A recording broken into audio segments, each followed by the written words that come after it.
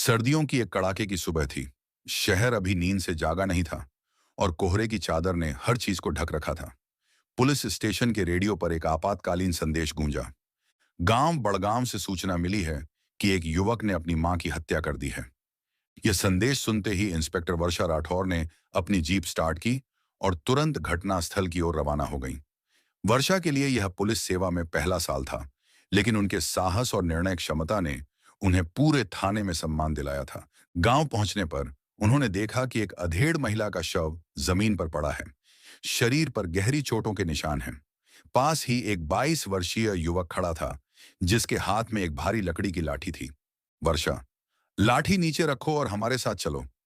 युवक ने बिना विरोध किए लाठी फेंकी और सिर झुकाकर खड़ा रहा। वर्षा ने उसे हथकड़ी पहनाई और थाने ले आई। युवक का नाम निहाल वर्मा था। उसकी आंखों में न तो डर था, न ही पछतावा। थाने में उसे लॉकअप में रखा गया और वर्षा ने फॉरेंसिक रिपोर्ट और स्थानीय जांच की पुष्टि का इंतजार किया। कुछ ही समय में आदेश आया कि आरोपी को कोर्ट में पेश किया जाए। प्रारंभिक सबूतों के आधार पर कोर्ट ने निहाल को दोषी मानते हुए फांसी की सजा सुनाई। भारतीय कानून के अनुसार फांसी की तारीख से पहले उसे 2 महीने का समय दिया गया, जो अपील और अंतिम ख्वाहिश जैसी प्रक्रियाओं के लिए होता है। निहाल को वापस उसी थाने लाया गया जहां वर्षा कार्यरत थी। उसे एक अलग सेल में रखा गया जहां सीसीटीवी नहीं था, सिर्फ एक छोटी खिड़की थी जिससे हल्की रोशनी आती थी। कुछ ही दिन बीते थे कि एक महिला थाने में रोती हुई आई। उसने बताया कि उसके घर में किसी ने घुसकर सारी जमा पूंजी चुरा ली है। वर्षा ने तुरंत अपनी टीम को भेजा और उन्हें कहा कि घर की अच्छे से तलाशी ली जाए। वह खुद थाने में रुक गईं, क्योंकि निहाल को अकेला नहीं छोड़ा जा सकता था। थोड़ी देर बाद जब वह निहाल के पास पहुंची, तो देखा कि वह एक तक खिड़की की ओर देख रहा है। वर्षा, तुम्हें इस फैसले से कोई तकलीफ नहीं हुई? तुम्हारी मां अब इस दुनिया में नहीं है और तुमने उसकी हत्या का कोई कारण तक नहीं बताया। निहाल ने मुस्कुराकर उसकी ओर देखा। उसकी मुस्कान में न तो नफरत थी, न ही मजाक, बस एक अजीब सी शांति। वर्षा ने खुद को संयमित किया और बात को वहीं रोक दिया। उसी समय उसे कॉल आया कि चोरी की शिकायत झूठी थी और पैसे खुद महिला के बेटे ने निकाले थे। मामला वहीं सुलझा और वर्षा फिर से निहाल के पास आई। इस बार वह उसके लिए चाय लेकर आई। कप उसकी तरफ बढ़ाते हुए बोली, वर्षा, तुम्हारे पास 2 महीने हैं। अगर तुम्हारी कोई अंतिम ख्वाहिश है तो बता सकते हो। सरकार की तरफ से यह नियम है कि फांसी से पहले कैदी की आखिरी इच्छा पूछी जाती है। निहाल ने कप हाथ में लेते हुए गहरी सांस ली और कहा, निहाल, मेरी आखिरी ख्वाहिश यह है कि जब तक मैं जिंदा हूं, हर रात मैं किसी कुंवारी लड़की के साथ रहूं। वर्षा का चेहरा एक पल के लिए सख्त हो गया। वह चाहती तो तुरंत उसे डांट देती, लेकिन उसने खुद को संयमित किया। वर्षा, यह कोई साधारण ख्वाहिश नहीं है। हम किसी लड़की को जबरदस्ती तुम्हारे पास नहीं भेज सकते। निहाल फिर से मुस्कुरा दिया। निहाल, तो आप ही क्यों नहीं? आप भी तो अविवाहित हैं और कानून भी यही कहता है कि आखिरी ख्वाहिश पूरी होनी चाहिए। वर्षा अंदर से सुलग उठी, लेकिन उन्होंने न तो गुस्सा दिखाया, न ही उसे कुछ जवाब दिया। बस धीमे से कहा, वर्षा, मैं सोचूंगी, और वहां से चली गई। उस रात वर्षा चैन से नहीं सो सकी। उनका मन कई सवालों और उलझनों से घिरा था। क्या इंसान की आखिरी ख्वाहिश किसी नैतिक सीमा से परे हो सकती है? क्या उसे अपने कर्तव्य और इंसानियत के बीच संतुलन बनाना पड़ेगा? रात गहराती रही और निहाल की मुस्कुराहट उनकी आंखों के सामने घूमती रही। अगली सुबह वर्षा राठौर अपनी डेस्क पर बैठी सोच में डूबी थी। रात भर वह सो नहीं पाई थी। निहाल की बात उनके जहन में गूंज रही थी। निहाल, आप ही क्यों नहीं? ये शब्द बार बार उन्हें भीतर तक झकझोरते रहे। एक तरफ उनके भीतर की इंसानियत थी, जो कहती थी कि शायद निहाल सच में अकेला और टूटा हुआ है, और दूसरी ओर उनका कर्तव्य था, उनकी वर्दी, जो उन्हें यह कहने से रोकती थी कि वह उसकी ख्वाहिश पूरी करें। उन्होंने अपने वरिष्ठ अधिकारी से इस बारे में जिक्र तक नहीं किया, न ही उन्होंने कोई आधिकारिक प्रतिक्रिया दी, लेकिन उन्होंने तय कर लिया था कि वह इस कैदी के मन की तह तक जाएंगी, यह जानने के लिए कि आखिर वह कौन है और उसकी असलियत क्या है। वर्षा ने अगले कई दिनों तक निहाल से कई बार बात की। वह हर बार टालमटोल करता, पर हर मुलाकात में वह एक नया पहलू खोलता। कभी मां की बात करता, कभी गांव के लोगों की, कभी कहता कि उसे सजा मंजूर है, तो कभी कहता कि माँ अब भी हर रात सपने में आती है। एक रात वर्षा थाने में अकेली थी। बाकी पुलिसकर्मी किसी बड़ी छापेमारी के लिए निकले थे। बारिश जोरों पर थी और बिजली की कड़कन थाने की खामोशी को तोड़ रही थी। वर्षा निहाल के सेल के पास गई। उन्हें लगा शायद आज वह कुछ नया बताए। वह निहाल को देखती रही कुछ पल। वह लेटा हुआ था, आंखें बंद लेकिन चेहरा शांत। वर्षा, तुम्हें अपनी माँ की याद आती है? निहाल ने बिना आंखें खोले कहा। topkahani.blogspot.com +1 एसेज इन हिंदी +1। निहाल, हर रोज, पर अब कोई फर्क नहीं पड़ता। वर्षा, क्या तुमने सच में? वर्षा ने वाक्य अधूरा छोड़ा। निहाल ने आंखें खोलकर उसकी तरफ देखा और कहा, निहाल, नहीं, लेकिन बताने से क्या होता? किसी ने सुना भी नहीं। सबने मान लिया कि मैंने किया है। उसकी आवाज में कोई आग्रह नहीं था, न कोई सफाई, बस सच्चाई की एक थकी हुई परत थी। वर्षा की आंखें भर आईं। उन्होंने खुद से सवाल किया। वर्षा, सोचते हुए, क्या मैंने इस केस को एक केस की तरह ही देखा? क्या मैं भी उस भीड़ का हिस्सा बन गई जो बस एक नाम को अपराधी मान लेती है? लेकिन अब समय कम था। अगर निहाल की बातों में सच्चाई है, तो उसे सबूत चाहिए। वह अगले दिन कोर्ट रिकॉर्ड्स खंगालने में लग गई।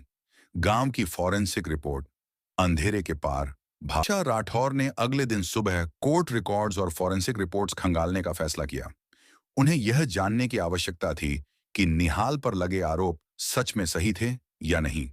उनकी नजरें किताबों और दस्तावेजों में खोई हुई थीं। गहरे में एक सवाल घूम रहा था। क्या सचमुच निहाल ने अपनी मां की हत्या की थी, या फिर वह किसी साजिश का शिकार था? उन्होंने निहाल के मामले में कई अनदेखे पहलुओं को खंगालना शुरू किया। अदालत के रिकॉर्ड से पता चला कि निहाल की मां की हत्या के वक्त वह अपने घर में अकेला था, लेकिन पड़ोसियों के अनुसार उसने किसी को देखा था। यह बयान महत्वपूर्ण था, क्योंकि यह संकेत देता था कि शायद निहाल केवल आरोपी नहीं था। इस दौरान वर्षा के दिमाग में एक विचार आया। वह निहाल से हुई अपनी आखिरी मुलाकात को याद कर रही थी। क्या वह सचमुच निर्दोष था, या फिर उसे अपनी गलती का एहसास था? यह एक ऐसा सवाल था जो केवल निहाल के दिल में था। वह थाने में वापस आई और निहाल से एक और मुलाकात की योजना बनाई। इस बार वह केवल निहाल से नहीं, बल्कि उसके अंदर की सच्चाई से भी बात करना चाहती थी। थाने में निहाल के सेल के पास जाते हुए वर्षा ने महसूस किया कि यह मुलाकात कुछ खास होने वाली थी। जब वह निहाल के पास पहुंची, तो वह एक पुराने बुक्स के ढेर में बैठा था, जैसे समय की धारा से बाहर हो। वह बिना किसी शिकन के किताब को पलट रहा था, लेकिन उसकी आंखों में वह खोया हुआ आलम था। वर्षा, तुम किताबें पढ़ते हो? निहाल, हल्के से मुस्कुराते हुए, कुछ और नहीं कर सकता, बस यही तरीका है खुद को समझाने का। वर्षा कुछ देर चुप रही। फिर उसने पूछा, क्या तुम सच में अपनी मां को मारने का इरादा रखते थे? निहाल ने किताब को बंद किया और उसकी आंखों में एक गहरी उदासी पाई। वह थोड़ी देर तक चुप रहा, जैसे वह अपनी आवाज में छुपे दर्द को ढूंढ रहा हो। निहाल, जब तुम्हारी दुनिया टूट जाती है, जब तुम्हें लगता है कि सब कुछ खो चुका है, तो कभी कभी इंसान वो कदम उठा लेता है जो बाद में उसे खुद पर अफसोस होता है। वर्षा ने उसे ध्यान से सुना। उसकी बातों में एक न तो अपराध था, न ही अपराधी का संकेत, बल्कि वह एक व्यक्ति था जो खुद को समझने और फिर से खड़ा होने की कोशिश कर रहा था। वर्षा, क्या तुम अपने मां के बिना जीने के लिए तैयार हो? निहाल, मुझे नहीं पता, लेकिन जो हुआ वह हुआ। मैं बदल नहीं सकता, लेकिन क्या तुम मुझे अपना आखिरी मौका दे सकती हो? वर्षा ने उसकी आंखों में देखा। इस सवाल का कोई सीधा जवाब नहीं था। वह जानती थी कि निहाल को केवल सजा नहीं, बल्कि समझ और समर्थन की आवश्यकता थी। उसे यह निर्णय लेना था कि वह निहाल को न्याय देगी या उसे फिर से उस अंधेरे रास्ते पर छोड़ देगी जहां से वह कभी लौट नहीं सकता। वर्षा, सोचते हुए, क्या मुझे निहाल को और एक मौका देना चाहिए? क्या उसकी सजा बदल सकती है, या फिर यही उसका आखिरी कदम था? वह इस पर विचार करते हुए निहाल से मुंह मोड़ती है और सोचती है, क्या न्याय और इंसानियत के बीच यह तालमेल बन सकता है? वर्षा ने कोर्ट के फैसले को अपील करने का निर्णय लिया। ये फैसला आसान नहीं था, क्योंकि वह जानती थी कि वह एक बड़ा जोखिम लेने जा रही थी। अदालत में न केवल उसका नाम था, बल्कि उस छोटे से गांव के लोग भी गवाह थे, जिन्होंने निहाल को अपराधी माना था। वर्षा ने एक रात अपने वरिष्ठ से मुलाकात की और उन्हें पूरी सच्चाई बताई। उन्होंने बताया कि उन्हें लगता है कि निहाल पर लगे आरोप गलत हो सकते हैं। वरिष्ठ अधिकारी ने पहले तो चौंकते हुए उसकी बात सुनी, लेकिन फिर उन्होंने फैसला लिया कि मामले की फिर से जांच की जानी चाहिए। अगले कुछ दिन अजीब थे। गांव में अफवाहें फैलने लगीं। निहाल का नाम फिर से सुर्खियों में था।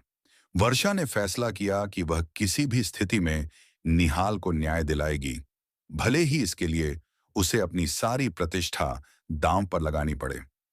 कोर्ट में जब मामले की फिर से सुनवाई हुई, तो एक नया मोड़ आया। निहाल के बचाव में एक गवाह सामने आया, जो दावा कर रहा था कि उसने वह रात निहाल को देखा और वह किसी और के साथ था, जो एक औरत थी, जो उसकी मां का एक पुराना दोस्त था। गवाह ने यह भी कहा कि उस आदमी के पास एक चाकू था और निहाल को वह चाकू देने के बाद उसे वापस भेज दिया। इस बयान ने निहाल को मुक्त कर दिया। अदालत ने उसे निर्दोष मानते हुए रिहा कर दिया। निहाल अब फिर से अपनी जिंदगी शुरू करने के लिए तैयार था। लेकिन यह कहानी यहां खत्म नहीं होती। वर्षा ने निहाल से मुलाकात की और उसे एक नया रास्ता दिखाया। तुम अब नया जीवन शुरू कर सकते हो। यह तुम्हारी जिंदगी है और तुम जो भी बनना चाहो, बन सकते हो। निहाल ने सिर झुका लिया और फिर उसने वर्षा का धन्यवाद किया। अब वह जानता था कि जो रास्ता उसने पहले चुना था, वह हमेशा के लिए उसका पीछा नहीं करेगा। वर्षा ने अपना कर्तव्य निभाया था, लेकिन उसके लिए यह व्यक्तिगत जीत नहीं थी। यह जीत थी इंसानियत की, जिसे उसने कभी भी नकारा नहीं किया। इंसान के जीवन में कभी न कभी अंधेरे आते हैं, लेकिन उन्हें पार करने के लिए जो साहस चाहिए, वही इंसान को अपनी राह दिखाता है। चाहे कोई भी अपराध हो, कभी भी इंसानियत और सच्चाई का साथ नहीं छोड़ना चाहिए, क्योंकि अंधेरे के बाद हमेशा उजाला आता है।